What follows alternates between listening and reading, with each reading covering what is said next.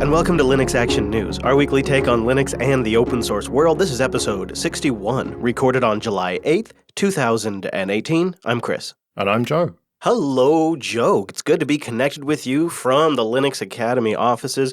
I've commandeered one of their recording booths to get into some news with you. And let's start with the huge story that everyone is still talking about all week long.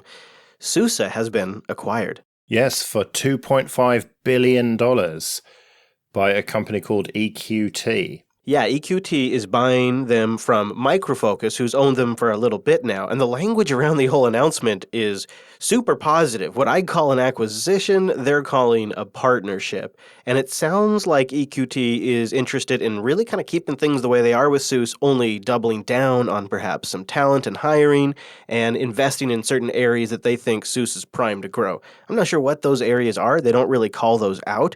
But the language suggests that this is a really positive move for SUSE. It's funny that when I think about SUSE, I don't think about a kind of fashionable distro. That it's not kind of in the news for exciting developments very often. But this kind of shows that it must be used by a lot of enterprises and people who are actually paying them and making them worth $2.5 billion.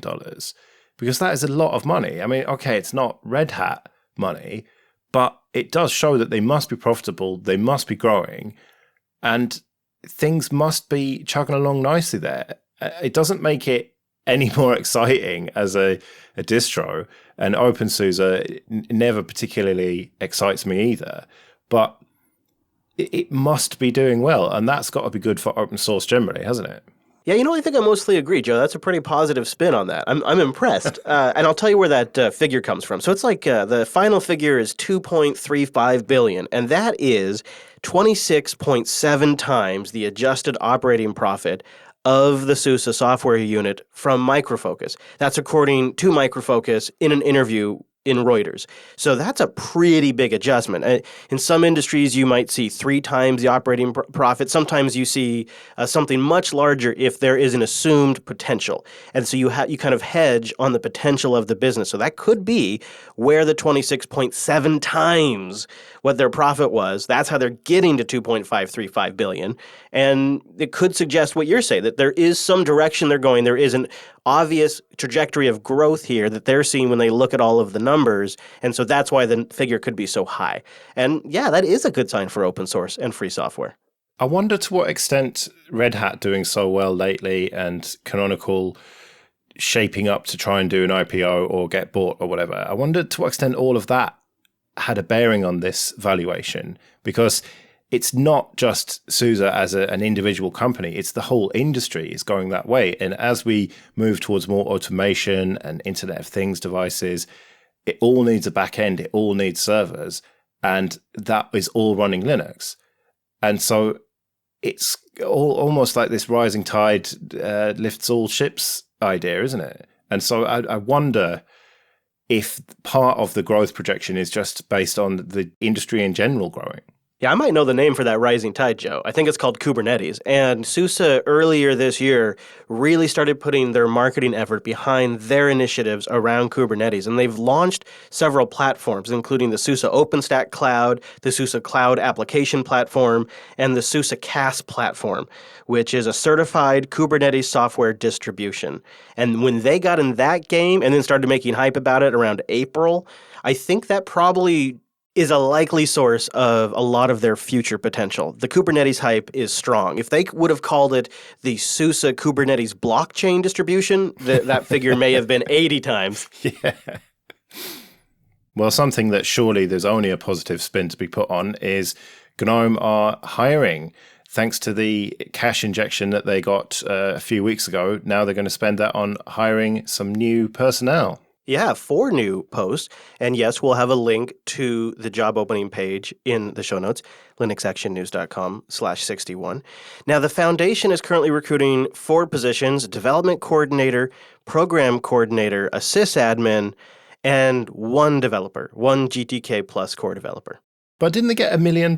So does that mean they're paying $250,000 each for these positions? Because if they are, I'm in. Something tells me it doesn't quite work as cleanly as that, but it's somewhere in the range. I mean, it depends on where you hire. A competent developer or sysadmin or development coordinator in the West Coast or East Coast area of the United States. That's a fairly well paid position, over probably 130 if you do it right, and maybe more than that, depending in what area of California you work. But really, I know they could hire anywhere in the world, so I guess it's just sort of up to where they want to hire from. It's interesting that this development coordinator, under the very brief description of it, says that this will ensure that we receive sufficient funds to continue our work delivering free software. So that job is basically get us some more money so we can hire some more people. It's the virtuous circle. It is interesting that they're ramping up on a couple of key admin positions, the development coordinator and the program coordinator. The development coordinator ensures that they receive sufficient funds to continue work on delivering free software. That's an interesting description for a development coordinator. And then the program coordinator frees up time for those involved in organizational, administrative, and logical problems. So a program coordinator kind of sounds like an office admin type position, but in this case, because they're GNOME Foundation making software, it's called a program coordinator. Those two admin positions, though, sound like they're meant to sort of free up resources within the foundation, people that are already overtaxed, perhaps wearing too many hats. That's an interesting direction to go, and often a good move. It sounds like on the surface, they're just hiring a bunch of more admin work. But a lot of times you get people that have been working, have a lot of knowledge about the project or the organizational structure, and they sort of get overtaxed. They're doing too many things. And if you can free up some of their time, make them more efficient, it's generally good for the project as a whole. So this overall looks like a pretty good spread. And obviously getting a sysadmin in there will help take off some of the load of managing the infrastructure, which I'm a big fan of. And they specifically call out FlatHub in here. And they're going to say it's going to need more support soon. Yeah, it's not only FlatHub that sysadmin is going to be helping out with. There's also Nextcloud and GitLab. So whoever gets the job is going to be busy. Yeah, like I said at the start of the story, we do have the link to the positions page if you want to take a look at the requirements and some of the other details. One thing I just might note, I believe these are all one-year contracts initially. They could continue on, obviously. And you think about the position of the foundation and the uncertainty of future funding, that kind of makes sense. One-year contracts right now, but they look like decent gigs, and they say competitive salary, flexible working, generous paid time off, and travel allowances, as well as healthcare. Might be worth checking out, linuxactionnews.com/61. Well, something else that's definitely worth checking out is GNU Geeks, GUIX, which is their transactional package manager, and Geeks SD, which is their distro. They don't mention Linux very much. Surprise, surprise, with it being GNU. They're quite keen to call it a GNU distribution, but it does have the Linux kernel as well, albeit the Libre version. But 0.15 has been released, and they talk about it being the last 0.something release, or at least one of the last 0.something releases. So they're gearing up for 1.0. And why this caught my eye is that Geeks has been solving a lot of problems with the transactional updates that now a lot of distributions are starting to solve in different ways. So you can think of Geeks as really in two projects in a way. They're a transactional package manager, but they're a distro as well. But they do have instructions for overlaying Geeks on top of your own distro, even getting it all set up with your boot environment and going as far as you might possibly want. And one of the things that's kind of neat about that is then all of a sudden you get transactional upgrades, which means if it doesn't work, you go right back, which includes rollbacks, unprivileged package management. And I'll pause there. If you recall recently, I was trying out the AWS Workspace. It has very limited software selection now with their new Linux too. It's very much intended for certain types of workloads, and if you're outside that, you kind of are out of luck.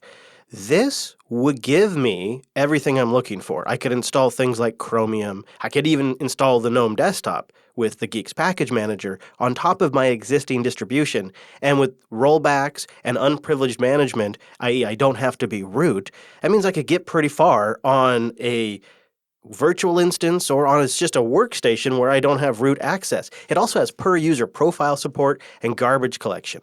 It's really pulling in low-level mechanisms from one of my favorite package managers of all time, Nix. So that's what's so cool about it. And you can try it out as a distro, which is a pretty hardcore installation process.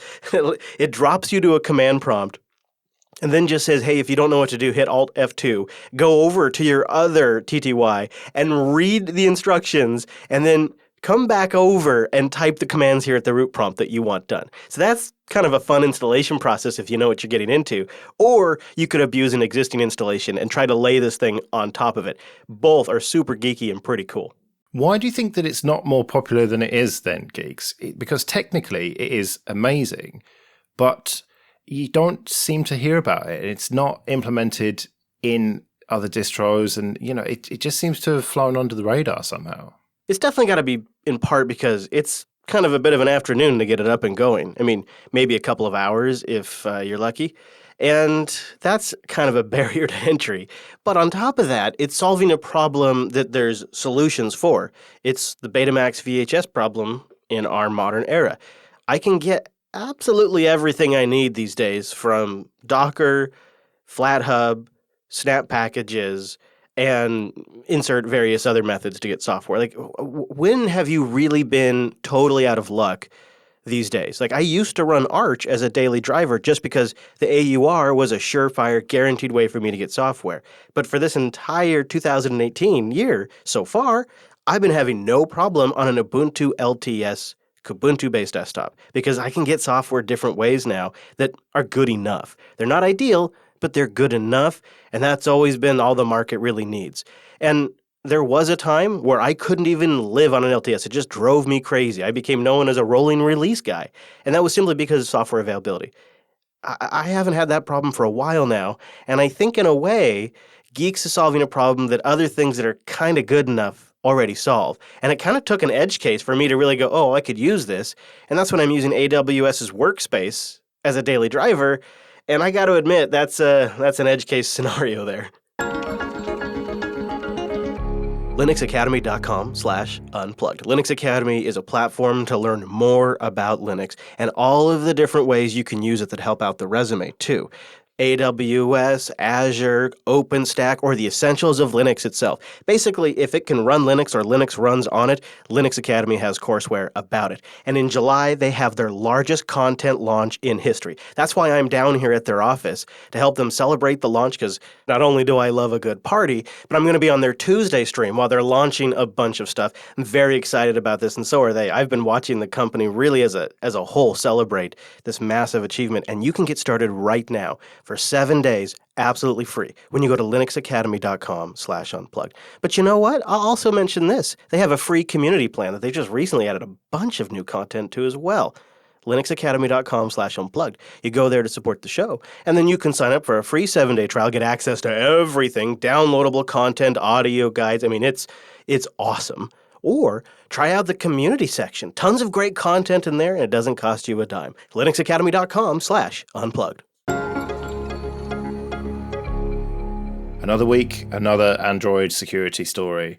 This time, it turns out that pretty much most Android apps can record your screen and then send that off to various third parties. Yeah, this is a massive study that is being billed as the first large-scale empirical study of media permissions and leaks from Android apps.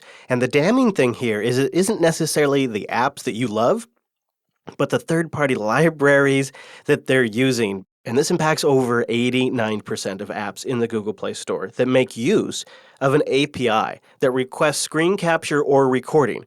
And the user is oblivious as it evades the Android permissions framework entirely. Now, this whole study has been done by several different large universities, and they found that users and app developers who purportedly set controlled permissions are unaware that these third-party libraries are doing screen capture and even screen recording in some cases. And in the words of the researchers, they said the Android permission model is flawed because it's coarse-grained and it's incomplete. It's a pretty damning study because you don't really ever think about the libraries that these apps might be depending on. You trust the app developer, the core developer, but you have no idea what libraries they're bundling underneath that app. Well, no doubt Google will fix this in the next version of Android. and then everyone's going to get that instantly. So problem solved, right? Yeah, so ask yourself, what is this data being used for? What is this data being used for? Even if it's not being used by Google directly to sell Google AdWords, it's got to be used for advertising. That's what all these companies are trying to do with this data is sell you better ads. And who are they probably buying those ads from? At least in part, Google. So it's not really surprising that the Android security model seems to allow things like this over and over again. I'm not saying Google's intentionally building Android like this. I'm just saying when an advertising company is making an operating system, I'm not super surprised these things keep happening. You just want to find any excuse to justify your iPhone, don't you? I tried not to bring up iOS at all. For all I know, this library problem could affect iOS. It's possible.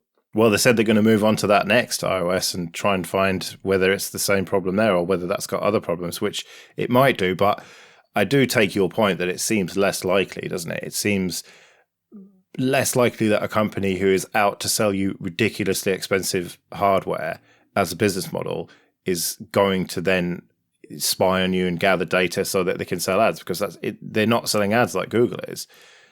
So I'm starting to come round to the logic of choosing iOS, but it's not something I would ever do, I don't suppose. But how many stories like this about Android being terrible with security is it going to take? That's why I think the top comment on the article we'll link to, it talks about Purism's phone, the Librem 5, and how important it is that we get something like that. I mean, that commenter gets shot down instantly by someone saying that, well, that's not available right now, and, I'm not going to spend $600 on something that's potentially vaporware or whatever. But it just seems so important to me that we get a completely free software mobile OS that just doesn't have these problems, or if these problems are found, then they can be fixed by the community. I've always felt like the iOS device is a stopgap device for me because it's not an ideal solution itself, but it seems like the intention of the company behind it is to sell hardware, not to sell ads, and so that is where I start with that. Because like when I'm traveling, I'm out and about, I'm using apps like Lyft or Uber and Google Maps, and I'm getting around because I don't know where I'm at. Like this morning I had to nav to a grocery store, and then I had to navigate here to the Linux Academy office. So I need that tier of applications because of my job, I guess. And so I couldn't just switch whole hog to something like a Librem running pure OS, but if it had compromises maybe allowed me to run Android apps, then I'd be willing to make a pretty big set of compromises to have a truly free platform. Whatever it is, it just needs to have decent hardware that's fast so my phone isn't frustrating to use, and an operating system I can trust. I've always kind of felt like my best option might be to go with an Android ROM on a high-end Pixel device that is de-Googleified. And that's always kind of an option I'm keeping an eye out for. Well, up until recently, you could have used Copperhead OS, but we reported on that a few weeks ago that things have gone a bit wrong there. But thankfully, there's a fork of it, which has appeared called Rattlesnake OS. Yeah, this is really taking independence to a next level because part of what the Rattlesnake OS promises is over-the-air updates that you build and verify yourself using a fully automated AWS infrastructure. So it spins up using AWS Lambda and it provisions EC2 Spot instances that build Rattlesnake OS, upload the build artifacts to S3, and then your phone updates over the air using your own entire trusted chain of systems that you have management and ownership over, as much as you can own somebody else's computer in the cloud. So this is clearly not aimed at end users, is it? It's very much aimed at the enterprise. I don't know, man, but I love it. I think it's aimed at me. It's got support for the Google Pixel XL and the Pixel 2 XL and the standard Pixel, and untested support, quote unquote, for the Pixel 2 standard. That is the range of hardware I was just thinking about. It comes with F-Droid pre-installed, the Chromium browser with WebView patches that are awesome because they block ads and enhance privacy, and it's using verified boot to make sure it's using your own official builds from your own systems. No Google apps are pre-installed at all. The whole infrastructure just costs a few dollars a month to maintain, and you have a whole chain of ownership there. Well, I must say that does sound appealing, but as someone who flashes Google apps every time I install Lineage on a device, I don't know, there's just certain Google apps that I'm tied to, and so I don't think this would be for me. But I know a few people who run Googleless, And this extra level of security seems pretty appealing. This is pretty neat. I'm really impressed by the project. Just the whole automated approach to building it on your own infrastructure. You got to figure if you could figure out what that build environment was, you may be able to set it up on a local box. I don't think there's anything really specific to AWS other than the script that he created to automate the whole thing uses AWS and makes the process super fast and makes the download to your phone really fast. The trickiest part is getting started. You've got to get the initial setup on AWS, get all the things connected, and you've got to have the initial deployment on your phone. But after you successfully flash your device, you'll be running Rattlesnake OS, and future updates happen through your own built-in OTA updater, which means if the project goes AWOL, if people walk away with the GitHub, you still have your own build environment. As long as that source code is getting created, you can still do your own verification. Just doesn't solve the fact that it's Android, but it does solve a lot of other problems that we run into with projects like this. We'll have a link, again, in the show notes.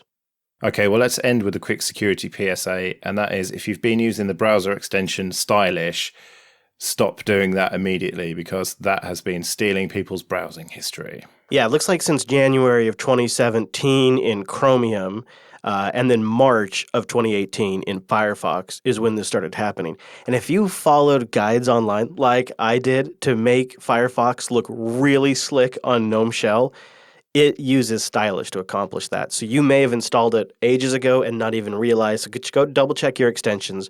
The short version of it is Stylish's developer sold it a while ago. It's now owned by a company called SimilarWeb, and they actually promote market solutions to see all of your competitors' traffic amongst one of its areas of interest and strengths on its website. This is just what they do. So they bought Stylish, and you can actually just look at the traffic, and you will see large chunks of data being sent to api.userstyles.org, sucking up your bandwidth and spying on everywhere you go. So go rip that sucker out of your browser. But the good news is there's a fork called Stylus, which doesn't have any of this nasty stuff in it. So you can continue to have the same functionality, but safe in the knowledge that all your browsing history isn't being sent to someone else. I love open source. That is awesome. Rattlesnake OS forks from Copperhead OS, and we have Stylus, which is a fork of Stylish. You gotta love it. When some company closes the window, open source opens the door. I'm not sure. But whatever the situation is, we'll report on it every single week. Go to linuxactionnews.com/subscribe for all the ways to get new episodes. And go to linuxactionnews.com/contact for ways to get in touch. And you can support the entire network at our Patreon page, patreon.com/JupiterSignal. We'll be back next Monday with our weekly take on the latest Linux and open source news. I'm at Chris LAS. I'm at Joe Ressington. Thank you for joining us, and we will see you next week. See you later.